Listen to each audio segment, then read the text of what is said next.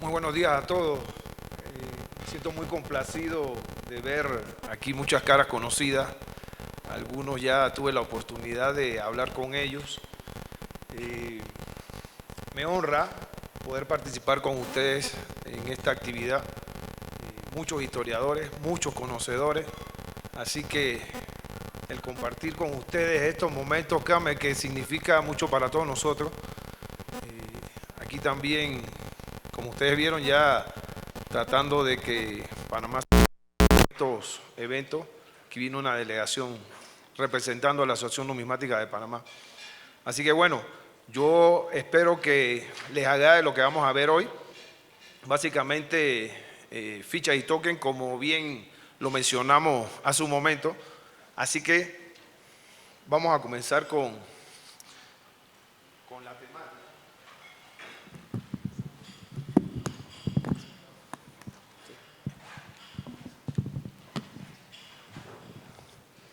Primeramente, nosotros hemos tratado de desarrollar un contenido que permita a todos tratar de comprender básicamente una evolución histórica de las diferentes fichas que se utilizaron durante el periodo en donde Panamá estuvo unido a Colombia. Por eso van a ver que vamos a puntualizar algunos elementos que van a servir como referencia para establecer actividades económicas que surgieron a raíz de todos esos movimientos y acontecimientos durante ese periodo. Así que vamos a ver un poquito de historia, puntualizando solamente y tratando no de profundizar mucho, sino solamente haciendo el enunciado y la alegoría correspondiente. Igualmente, después de eso, pues no estaba tan claro qué tanto, sé que la mayoría del auditorio es muy enfocado a coloniales, así que me atreví a poder hablar un poquito de conceptos de fichas y token básicos, solamente para refrescar para aquellos que de una u otra forma no manejan esos conceptos. Finalmente, entonces, vamos a ver la clasificación que hicimos de las fichas de acuerdo a la ubicación en Panamá, y vamos a concluir entonces me imagino que a muchos les va a interesar lo que son las piezas. Aquí no vamos a incluir todas las piezas porque obviamente sería demasiado extenso, pero sí vamos a incluir las piezas, unas piezas muy interesantes, raras, importantes en cualquier colección de fichas. Así que ahí vamos a hablar acerca de eso y vamos a hacer algunas consideraciones importantes. Y finalmente vamos a concluir con algunas notas referentes a conclusiones y detalles de la ficha en general. Pues bien, quiero recalcarles que en la primera parte de la historia resumida lo enfocaremos básicamente como acontecimientos que incidieron para que se dieran y se promovieran actividades económicas en Panamá. Así que comenzamos. Aquí ustedes van a ver, por ejemplo, vamos a tener alrededor de 8 puntos, entre los que debemos comenzar con el primero, que consiste en la fecha que Panamá se une de manera voluntaria a Colombia, 1821. De ahí, en ese momento, se establece una división política en el Istmo de Panamá, fundamentalmente dos provincias, una que era la provincia de Panamá y que correspondía a la ciudad de Panamá, a parte del Darién, al Golfo de Urabá, en fin, esa área, y la otra que correspondía a la provincia de Veragua. Hoy día, para que tengan una referencia, Panamá somos 10 provincias, hoy en ese entonces eran 2 provincias. La provincia de Veraguas, que es la segunda provincia que se utilizó como parte de la división política del Istmo, abarcaba desde la ciudad de Natá de los Caballeros, incluía el área donde hay el 95% de las fichas de café de Panamá, que es el área de Chiriquí, y llegaba hasta las islas de San Andrés y Provenzal. Como siguiente elemento, entonces, vamos a ver un hecho interesante, 1826, Congreso Anfictiónico que se celebra en Panamá con la participación de 9 países, liderizado obviamente por el libertador Simón Bolívar. Ya en ese momento nosotros podíamos percibir que había un interés sobre la posición geográfica a nivel de los nuevos países independizados, y obviamente ese objetivo común era salvaguardar la soberanía de cada uno de esos países que se veían en ese momento probablemente amenazadas por lo que se conocía en ese entonces como la Santa Alianza, que eran los países colonizadores europeos. Siguiendo entonces, otro elemento interesante es en el inicio de la Guerra Granadina de 1839, genera una serie de iniciativas populares que generan entonces la creación del Estado soberano y la incorporación de la primera Constitución de la República del Istmo. Como ustedes bien saben, los que manejan billetes, Estado soberano, entonces ahí vamos a ver una gama interesante de billetes que obviamente no es de la ponencia, pero sí hacemos la referencia del mismo. Tenemos entonces que para 1841 había la nueva Granada vislumbraba un inminente interés de Inglaterra por ocupar el istmo, básicamente con la intención de aprovecharse de la posición geográfica del mismo, y en virtud de eso, la Gran Colombia realiza un tratado con Estados Unidos que se conoce como Mayarino-Bigla, que permitía que Estados Unidos garantizara la soberanía del istmo, así como el continuo tránsito que se daba en el mismo. ¿Qué obtuvo a cambio de esto? Obtuvo a cambio de esto fue la autorización de poder construir un medio que permitiera comunicar ambos mares que colindan con el istmo. Seguidamente, otro elemento interesante, como ustedes pueden ver, son elementos puntuales, pero todos estos elementos contribuyeron a que, por ejemplo, Panamá y Colombia tuvieran una relación que permitiera, por ejemplo, en este caso, una afiliación a los Estados Unidos, de tal manera que los Estados Unidos establecían compañías, específicamente ustedes van a ver que fueron el ferrocarril, que generaban riqueza en esa región, comercio, que es ahí donde queremos llegar. Ok, la fiebre del oro, como bien es conocida en California, también generó mucho tránsito sobre el área del canal, y específicamente, básicamente porque era el área más cercana por donde, si usted transitaba desde el este de los Estados Unidos hacia el oeste de los Estados Unidos, era la ruta más corta. Ok, seguimos entonces con otros elementos importantes para nosotros y importantes para la historia de la ficha de Panamá, es específicamente el inicio de la construcción del ferrocarril de Panamá. Ferrocarril de Panamá, después del convenio Paredes-Stevenson en 1850, queda listo para su funcionabilidad en 1855. Esa construcción partía desde la ciudad que se conoce, la ciudad atlántica de Colón, que en ese momento no estaba construida, era una isla que se conocía como Manzanillo y se rellenó porque era una área pantanosa, y desde ahí comenzaba el inicio del ferrocarril. Vamos a ver entonces posteriormente unas fotos que ustedes van a poder observar todo el desarrollo económico en esa área, y ustedes van a ver una interesante gama de almacenes comerciales que utilizaban fichas, producto de ese desarrollo comercial que se dio en esa área.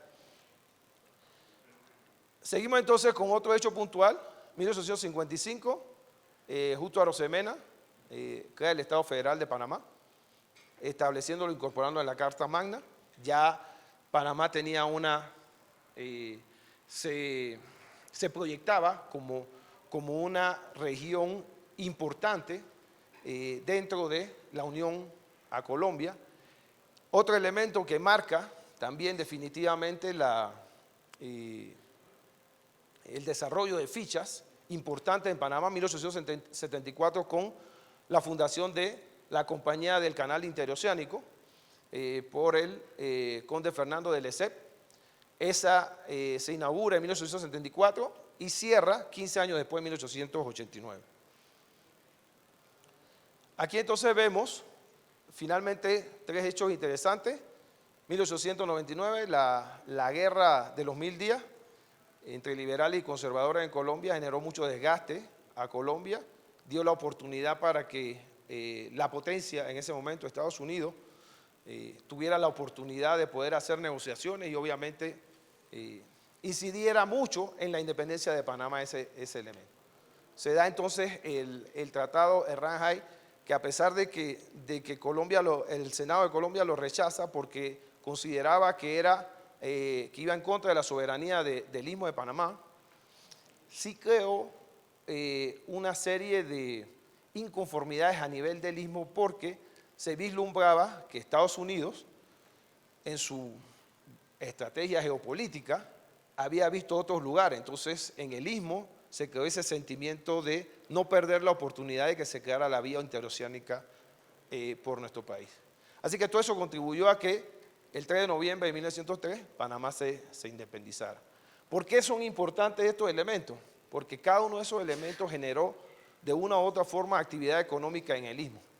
Esa actividad económica generó mucho comercio. Ese comercio utilizaron, característico de la época, fichas que ustedes van a ver, se comercializaron mucho, son muy raras, pero es un medio de comercialización que se dio durante ese periodo.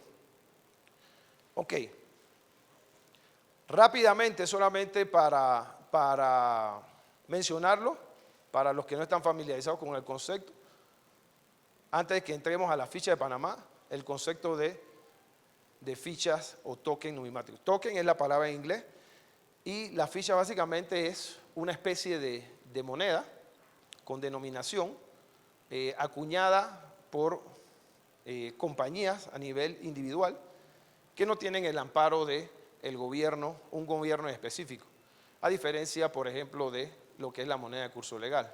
¿De qué están hechas? Pues ustedes van a ver de qué están hechas la mayoría de los metales, en este caso como era una ficha, se hacían de los metales y de los elementos más económicos que existieran, como eran el cobre, el estaño, y en su mayoría se hacían de baja denominación, con algunas contadas excepciones.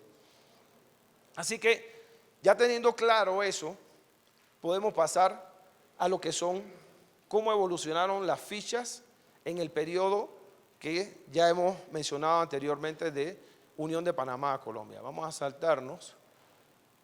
Y aquí entonces llegamos, hemos tratado de hacer una clasificación, hemos tratado de hacer una clasificación de acuerdo a la ubicación, cómo se evolucionaban las fichas. Por ejemplo, tenemos 5 lugares interesantes en Panamá donde se generaron fichas, que vamos a ver aquí, Chagres, que fueron las primeras fichas que se hicieron, para hacerle un poquito de analogía y de historia. En Chagres es un pueblo, o era un pueblo, también es el nombre del principal río de Panamá, pero era un pueblo en donde era el primer paso de la ruta para atravesar el canal, para atravesar el istmo, antes de que se construyera el ferrocarril. Entonces tuvo una actividad económica mientras el ferrocarril no había sido construido. Una vez se construyó, la actividad económica se traslada de Chagres a Colón, o Aspinwall, como le llamaban los americanos. Así que ella decayó, pero las primeras fichas identificadas en ese periodo son las fichas de Chagres. Posteriormente, como les decía, también vamos a ver, las fichas de la Riviera del Canal. Las fichas de la Riviera del Canal son quizás las fichas más interesantes, más bonitas, porque en su mayoría estamos acostumbrados a ver fichas hechas de metal, de aluminio, y en esta específicamente la mayoría son hechas de baquelita. Y las vamos a ver, son muy raras e interesantes. ¿Y por qué decíamos que eran pueblos con influencia francesa? Porque en los pueblos que se encontraron y se construyeron eran los centros o los headquarters de los franceses en el periodo de construcción del canal francés. Obviamente en Colón fue una ciudad en ese entonces muy comercial, así que había una gama de comercio desarrollando actividad económica. Ahí entraban muchos extranjeros, muchos visitantes, y cada comercio desarrolló su propia ficha que a la postre le sirvió para hacer su comercialización. El otro elemento donde ubicamos fichas, de acuerdo a la división política de ese momento, fue la provincia de Veragua, y en ese caso fue en el área específicamente, como les mencionaba, donde se concentraban el 95% de las fichas cafetaleras, que es el área de Chiriquí, específicamente de Boquete. Y finalmente Darién. En Darién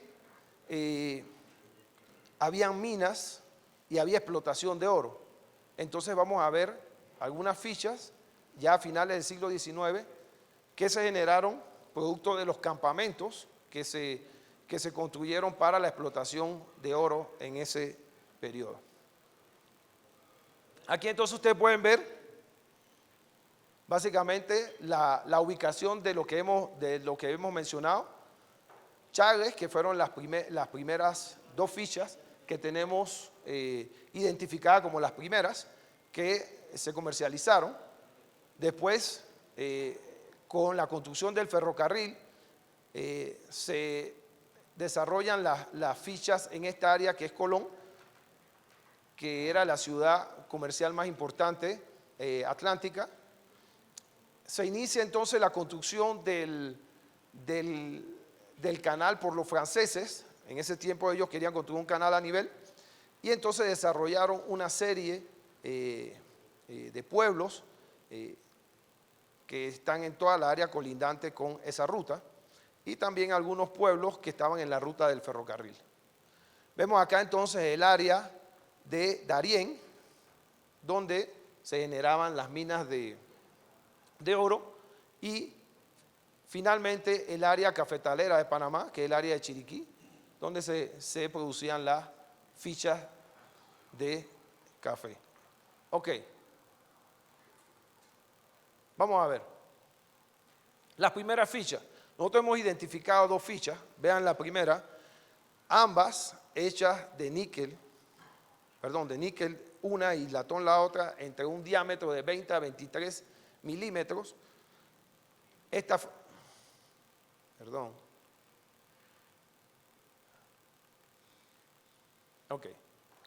ficha fue la primera que se hizo y fue la que más se utilizó, y la última ficha fue posterior al inicio de la construcción del ferrocarril. Estamos hablando que esta oscilaba de 1850 a 1855, y esta fue de 1855 hasta donde decayó este punto de comercio en Chagres. Aquí entonces ven lo que les mencionaba, Colón o Aspinwall. Miren todo el desarrollo. Esta era la estación inicial del recorrido del ferrocarril en la ciudad atlántica, y observen que toda esta área que se conoce o siempre se conoció como Avenida del Frente era un área comercial. Todavía ligeramente se ven algunos vestigios de algunos comercios, pero era un área totalmente comercial. Aquí se desembarca, y cada uno o la mayoría de estos comercios tenían fichas que habían desarrollado para activar su comercio y promocionar lo que ellos vendían en su establecimiento. En esta área entonces vamos a poder observar las siguientes fichas. Por ejemplo, Charles Cournier de Colón eran fichas que se utilizaron precisamente en esa área de Colón, en Avenida del Frente. Aquí, por ejemplo, ven Enrique e Hijos, y observen que el estilo de construcción de las fichas en su mayoría era bastante homogéneo, era bastante parecido. Inclusive, el que ustedes observan, A.N. Enríquez, tenía, inclusive es muy importante para Colombia, pues tiene las iniciales de United States of Colombia aquí. Esto es lo que significa esas tres iniciales. Y entonces finalmente también había comercio que lo desarrollaban los chinos. Entonces usted va a encontrar, no los incluí todos porque son muchos, pero aquí usted va a encontrar algunos de las tiendas que ellos utilizaban y comercializaban. Observen que en su mayoría eran 5 centavos. Tenemos los dos de abajo que, por ejemplo, ya si es una construcción un poco más elaborada, probablemente este provenga de alguna fábrica en Estados Unidos por su tipo de construcción, también se utilizaba en un comercio en Colón. Y finalmente el de Domingo Vega, que también se comercializaba o se utilizaba en Colón.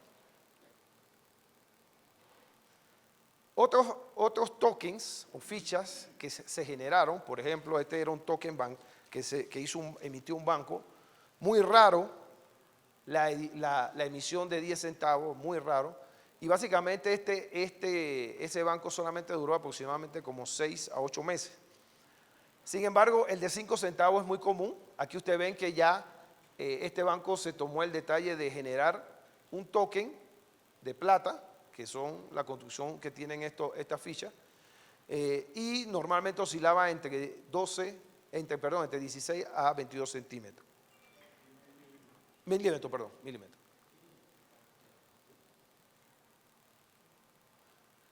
Okay. Estas fichas que ven aquí, sumamente raras, con la alegoría del tren llegando a la ciudad de Colón.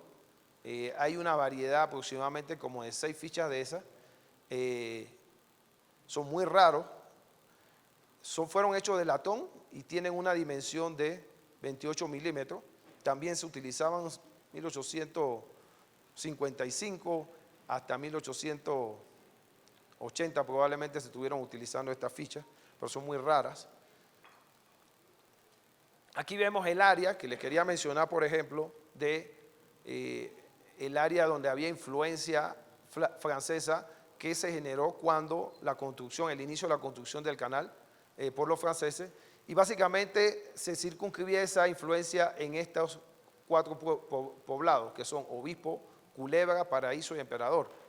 Después, posteriormente, con la construcción del canal por parte de los americanos,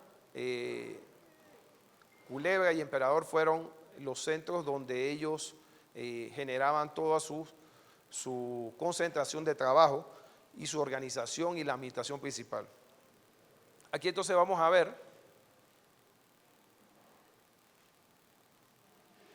la ficha. Fíjense lo interesante. La ficha es hecha de vulcanita en la época del canal francés. Aquí básicamente 5 de las principales fichas de vulcanita tienen un diámetro, y eso es interesante porque a pesar de que son diferentes compañías, la mayoría son de 32 milímetros con un espesor de 2 milímetros, sumamente raras. Así que van a ver la gama que existe de fichas que se utilizaron en esa época. Hace poco nosotros incorporamos una nueva ficha al catálogo que vamos a ver, es muy rara.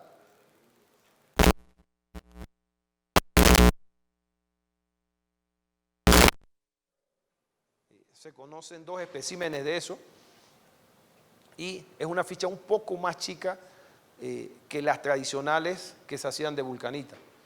También 1886. Esta ficha se está incorporando este año en el catálogo de fichas de Panamá.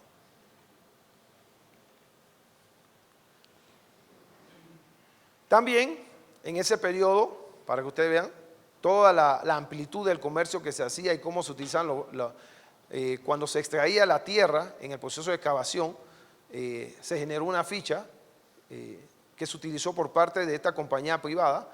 Esa ficha se conoce como Charles Caster y, como ustedes pueden, no sé si lo aprecian aquí, se daba por, o valía un carro de extracción de arena o de tierra. Tengan presente que como eran áreas que no eran áreas altamente pobladas, se utilizaban estas fichas para que al final de la semana se recogían, igual como se utilizaban las de café, se recogían y se intercambiaba por el dinero que valían las fichas. En este caso, te daban una ficha que correspondía a un carro y se intercambiaba al final de la semana por el dinero correspondiente.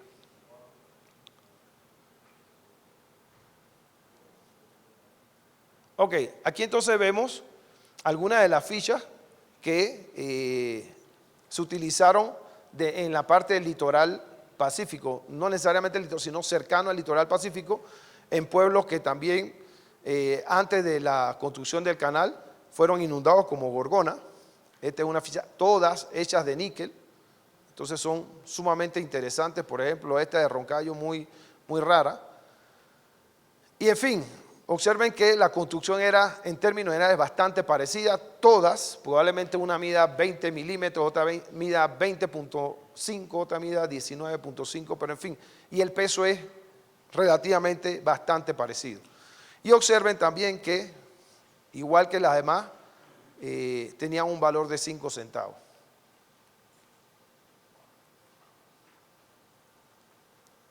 Ok. Vamos entonces con las fichas que se utilizaron en Darién, las que se utilizaron en el periodo que hemos hablado, porque posteriormente también hay fichas que fueron utilizadas por la industria maderera en esa área, pero en ese periodo tenemos las más populares y más interesantes son las de Darién Gold Mining en Cana. Entonces, que usted todavía se observa en esa área todos los equipos que fueron abandonados después que se dejó de explotar la mina. Y aquí básicamente el área de Darién típica de la época. Veamos la ficha. La mayoría hechas octogonales, son fichas muy raras, muy codiciadas. Van a ver en diferentes tipos. Por ejemplo, estas son las que corresponden al periodo en donde estábamos unidos. Pues hay unas fichas de las minas de oro del Darién que no tienen fecha, y esas fueron utilizadas de 1903 a 1907. Así que probablemente vean la misma ficha sin fecha, pero fueron utilizadas posterior al periodo que nos hemos estado haciendo referencia.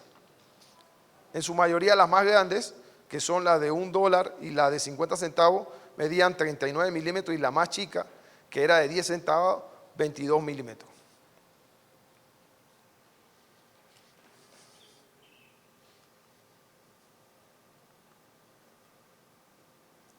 Y las últimas fichas que tenemos, las fichas que se utilizaron en ese periodo igualmente, que están asociadas con la comercialización de café.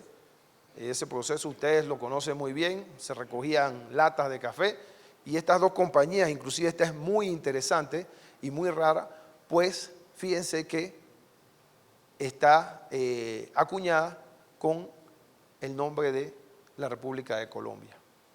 ¿Okay? Fue la compañía Boquete Coffee, pero es una de las dos fichas que tiene, que se circularon en el área de Panamá, que tienen el nombre de Colombia. Ambas hechas en aluminio y fueron utilizadas hasta 1903. Pues bien, como ustedes observarán, en el tema de las fichas, como son elementos que no son amparados por un gobierno y fueron construidos o acuñados en su mayoría por compañías particulares, la documentación es muy baja. Hay un reto interesante en poder determinar mucho más la historia. Se desconocen, por ejemplo, elementos de fichas tan sencillas como eso en lugares de acuñación. Hay diferentes lugares de acuñación. Sus usos, por ejemplo, hemos estado trabajando en poder identificar por qué algunas fichas no tenían ni siquiera denominación, que ustedes vieron ahí, para qué eran. Asumíamos, por eso no le puedo decir que es veraz, que eran utilizadas como un elemento que servía para peaje, en ese caso, o para entrada o acceso a un lugar, porque no tenían denominación. Los otros sí son obviamente más claramente identificados, que eran para uso comercial. Entonces hay una oportunidad interesante en esa ficha. Tenemos todavía que rescatar mucha de esa información. Hay un elemento interesante que les quiero mencionar. Se ha estado trabajando para poder rescatar mucho más información. No sé si algunos lo conocen. Hay una página web que se llama Coin of Panama que ilustra mucho de las fichas que se utilizaban durante ese periodo, más las que se utilizaban posterior a ese periodo. Sin embargo, no, en ese documento o en esa fuente no había muchas fotos. Nosotros hemos trabajado durante este año para poder construir el catálogo que corresponde a estas fichas con fotos. Fue una lucha titánica definitivamente si lo conocen, de David Plummer, de poder conciliar al 90% de coleccionistas de fichas y poder tomar fotos y poder documentar mucho mejor. Así que ese es un documento que se los quería mencionar antes de concluir la presentación, de que va a estar disponible próximamente con muchas más ilustraciones, fotos, dimensiones, pesos, áreas específicas de ubicación. Así que bueno, esto es lo que yo le tenía con respecto a el uso de las fichas en el periodo de unión de Panamá, de Colombia. Espero que el material le sirva a cualquiera que requiera que se lo envíe para tener su referencia con gusto. Y bueno, no sé si alguno tiene alguna pregunta o... A ver.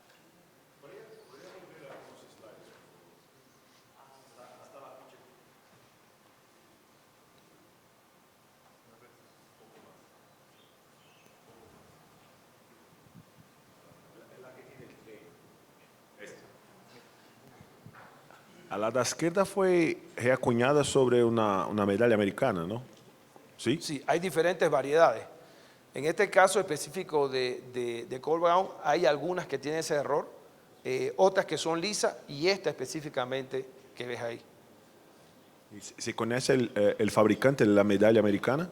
Sí, correcto. Aquí, no, de este token, Sí. Sí, claro.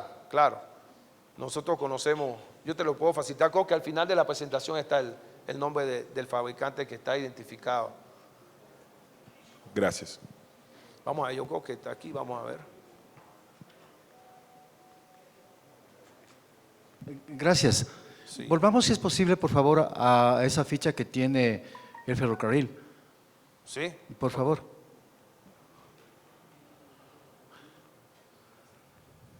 No, vamos. Ya. Ahí está. En efecto, la acuñación o fabricación es hecha sobre una moneda de 1 centavo de Estados Unidos, ¿no es cierto? Es que tiene ahí Abraham Lincoln. No, es un hard time token, parece. Pero es que incluso abajo está la fecha, 1800 y tanto. Sí, pero no, Ya. si están pensando en el Lincoln no es, porque Ya. no corresponde, Ah, ya. no Bueno, corresponde. El Lincoln fue después de 1909. ya, gracias. Ajá. Eduardo, disculpa, creo que es un hard time token de Lincoln. Probablemente fueron hechas, hay unas series americanas de tokens emitidos durante el periodo de la Guerra Civil. Hay una serie que tiene un busto de Lincoln que se me parece mucho a ese contorno y es de 1860 aproximadamente. Probablemente fueron hechas en la misma casa acuñadora. Sí, eso es lo que le quería mostrar. El nombre de la casa acuñadora, que yo lo incluí aquí. Perdón.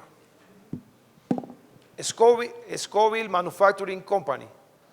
Ella fue una compañía por inicio de 1800 que comenzó a construir botones y después fue la que se encargó de la manufactura de estos tokens. Correcto.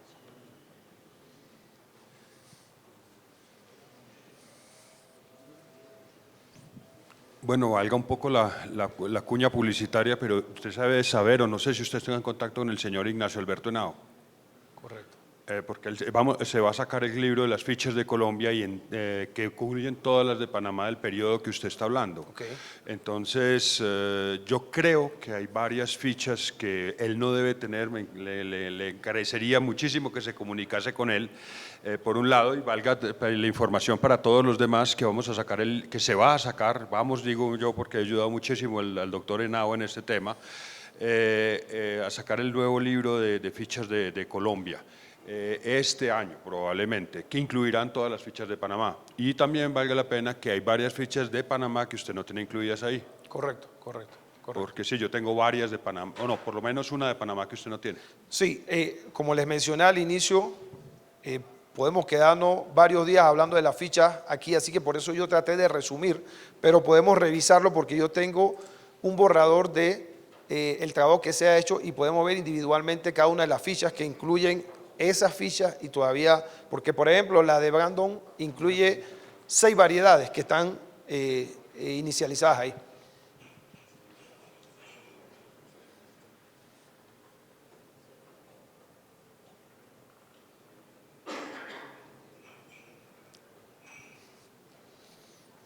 ¿Algún comentario más? ¿Alguna? Dígame.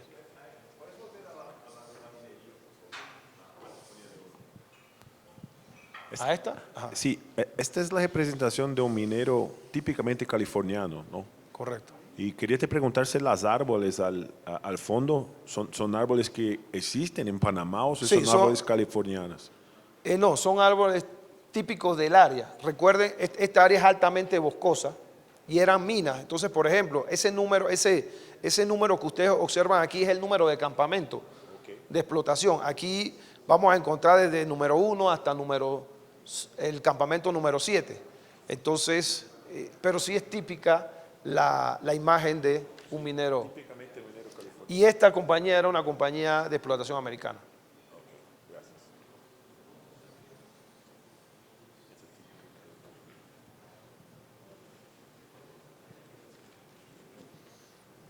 Bueno, ¿algo más? Yo les agradezco enormemente su atención.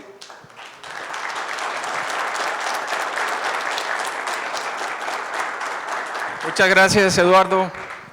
Muy interesante presentación y la verdad es que sí tenemos mucho en común entre las fichas, incluso los diseños, ¿no?